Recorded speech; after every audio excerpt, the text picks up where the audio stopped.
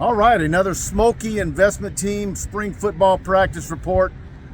We did our practice report. We're doing it after we had Brian Kelly, so we're going to talk about what he had to say, but also what we had this morning. Of course, Mike Scarborough here with Buddy Songy. What do you think, buddy? Good morning, everybody. It is cloudy out here at LSU on this Tuesday morning. Once again, not a lot of meat and potatoes, blood and guts to tell you, but we do have some injury updates. And right before we started, I did ask Coach Brian Kelly off the record before we had the microphones moving that would there be an official spring game, and he did say they are contracted to do a spring game with the SEC. It is officially set for April the 22nd, 1 o'clock. That is a week from this Saturday. But Mike, as far as what you're actually going to see, it leaves a lot to be desired. Big injuries today that were not out there. Both safeties, Greg Brooks, of course, who's a very valuable guy, still made that great play against that guy that used to play at LSU against Auburn, and Major Burns. I'm starting to worry about Major Burns. We like him like that. We like him a lot, but he's out for the rest of the spring. So today, Sage Ryan and Ryan Yates, a true freshman who's getting a lot of reps and got some pub from Coach Kelly, were the safeties. Toviano is playing as a box safety in the nickel in the box. Once again, same on the defense. We know Bordelon has been cross-training at center. Good to see Miles Frazier back out there, but still a ton of injuries. Mike, I totaled it up last night. Now that you include what's not that, Jalen Brown also had a hammy. He wasn't out there. You got 30-something guys that aren't out there that are going to be playing in Tiger Stadium this fall. So once again, we give you the tidbits, but it's just a shadow of what you're going to see come the first weekend of September.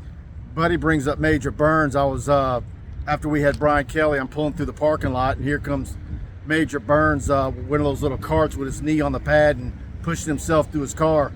And I said, man, did we jinx it? Because I saw him at the first start of practice, and I said, man, this is the healthiest you've been, looking great. And now he's got, what is it, an ankle? Yeah. He's got it all wrapped up, and he said, no, it's going to be all good. He's pretty upbeat about it, but he was looking fantastic before the injury. So I just think this spring is what it is, and they'll get through it. And then they're going to have an infusion of talent. But I did like what he had to say today when asked about the transfer portal and the transfer period coming up. And I think that's what we've thought all along, that there's not going to be a whole lot of guys that are going to be coming in the portal in May that are going to be the type of guys that make huge impacts to your starting lineup. And that's kind of the way he said it. I'm paraphrasing him, that it's more about it in that time period, finding guys that can add depth. And so when we look at what from this current roster might hit the portal in May into what he might add, they're still going to be under the 85, buddy. I mean, come August, they're still not going to be at 85. I mean, what do you think that total number is going to end up being? Well, it's hard to know because you obviously don't know who is going to leave. In fact, this is one of the reasons why LSU is so thin at offensive line. They had all those guys like Cardell Thomas and all the other guys that were back up, Xavier Hill and all those other guys that left. So you're looking at about 7 offensive linemen on scholarship right now. Kels Bush, a real nice story. He was a D lineman. He's a walk-on. He's having to do some reps at the offensive line. Look, on the quarterbacks, Jaden Daniels, everybody's talking about him. I think that he potentially could be one of those guys that Coach Kelly takes to media day in July. A lot of expectations, and when you see Jaden Daniels, he's now legitimate 6'4", 205. You mentioned Nussmeier's picked up about 7 or 8 pounds here, and Ricky Collins, like all early enrollees in the 3 quarterback, he's swimming right now. He's got a lot to process, but don't worry about the quarterback. You've got that. Although, did you hear him? Was that a little omen? He said, even with 3, you're thin. You never know what they pick up in the transfer portal, and certainly when I looked at all those guys coming in, Mike, I'm serious. This is about 50% of the team that's coming in. Well, he mentioned offensive line and another defensive player. Now, where would that be on defense? I think they would still take another defensive lineman. Certainly would maybe take another corner. Is there maybe another linebacker? I think when he says defense, he might be meaning all 3 positions. Yeah. Well, I asked about corners, and look, Last year we were out here, everybody was trying to make a statement to a new coaching staff. He's trying to teach these guys how to practice and the consistency of what they want every day. And those guys are busting their tails out there saying, look at me, I want to play for you. We're talking about night and day from what we're out here now. Not that there's any slacking. It's all running, it's all business, but you're just not talking about it. I mean, you talk about Mason Smith and Mekhi Wingo and Deshaun Womack. That's three studs on the defensive line that are going to play. Aaron Anderson, Shelton Sampson, Kai Preen, all these guys coming in. Running backs, we're seeing Noah Kane and Trey Holly. Josh Williams is probably going to be the starter. He's going to be in there. And, you know, your guy who you really like from Liberty, Mr. Jackson, Caleb Jackson's coming in. I saw him, by the way, listed at 222, and he just ran 10.6 in the 100. So what we're saying here is that what you're working with is not the five-course meal. You're talking about salads and hors d'oeuvres right now. Well, of course, this practice report brought to you by the Schmolke investment team. You're overwhelmed by all the news and social media in today's world. It's hard to know what the real facts are. It is so difficult to sift through all the information at your fingertips. That's where the Schmolke investment team comes in. They will help you manage your money and make the decisions best suited for you and your family. No matter what your life situation is at the moment, getting married, starting a family, changing jobs, children going off to college or retiring, they are there to support you in making the best investment decisions for your individual situation. When you invest your money with the Schmolke investment team, you get over 40 years of investment experience to give you the confidence to make those all-important decisions. Let Brian or Bart Schmolke help you pursue the future you want. Call them at 318-448-3201. That's 318-448-3201. Security and advisory services offered through LPL Financial, a registered investment advisor, member FINRA/SIPC. A couple of other guys that Coach Kelly mentioned, Jackson McGowan wearing 83 and Mac Markway wearing 84.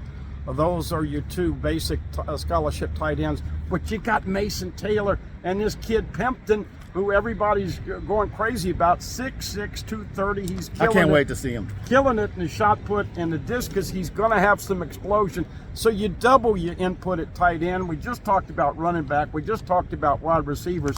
Look what's coming in on the offensive line. Lance Hurd, DJ Chester, Mason Lunford, Paul Mubinga. I mean, folks, this is going to be interesting in August. And right now, we're telling you that these guys are toughing it out. We don't have availability until Saturday, but we get player interviews on Saturday.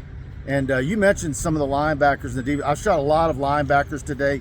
Coach Matt House putting them through some unique drills. A lot of the drills that we're shooting out here are very similar. I felt like, kind of giving Joe Sloan a little dig. Say, hey, Coach Sloan, can we see something a little different from the quarterbacks? Because our footage of the quarterbacks in our practice video is the same every practice. But we are seeing different stuff with the defensive linemen and the linebackers. I shot a lot of that this morning. That'll be up on tigerbait.com premium. Try us out for $1. And again, if you're enjoying this practice report, please hit the like button. And I notice a lot of you guys have hit the subscription button and the notification bell. We went over 20,000 subscribers last week. Thanks to all of you for subscribing to Tiger Bait on YouTube. By the way, Coach Kelly did intimate, even passionately, look, right now in the basic 4-2-5, it looks like Harold Perkins and of course Omar Spates are running with your ones. But don't sleep on Greg's Penn. He's had an excellent spring, and Whit Weeks is coming on. This is what happens, folks, when you're a true freshman or you're transfer portal. The first couple of weeks, you're trying to get all your plays down. By the end of the spring, you want to have this just seamlessly. You're not thinking, if you think on the football field, they're running right by you. So a lot of this work, but I can't believe that he's had any other team where he's been this thin, and we're not exaggerating, but linebackers are going to be fine. The biggest area that I have a concern, not safeties, is at cornerbacks. And I asked Coach about that. It's not a negative question. Last year you brought in Mekhi Gardner, who, by the way, is going to play on Sundays, and so is Jarek Bernard Converse. Still the craziest thing ever, not him getting invited to the combine, and then he runs 4.4. That was two corners that had 6 years of experience. Benny Latino, Zy Alexander's running with the ones right now with LaTerrence Welch. He did mention Denver Harris and other guys, so we'll see. but got to get the corners, because as you know, in this SEC, man, you got to have about 6 or 7 corners. You know, they go down and you're playing 3 and 4 on a given situation down the distance. Well, Zia's the guy that, you know, when the LSU signed him, and there was a lot of hubbub about his NFL body, and he's got one. And so what does the jump look like for him playing at that level in the Southland up to the SEC look like? Can he make the jump seamlessly? And does he have as big of an impact as Bernard Converse and others last year? We'll see. He's a very confident young man and extremely athletic, that's for sure. And he's got all the length that you expect to see in an LSU cornerback.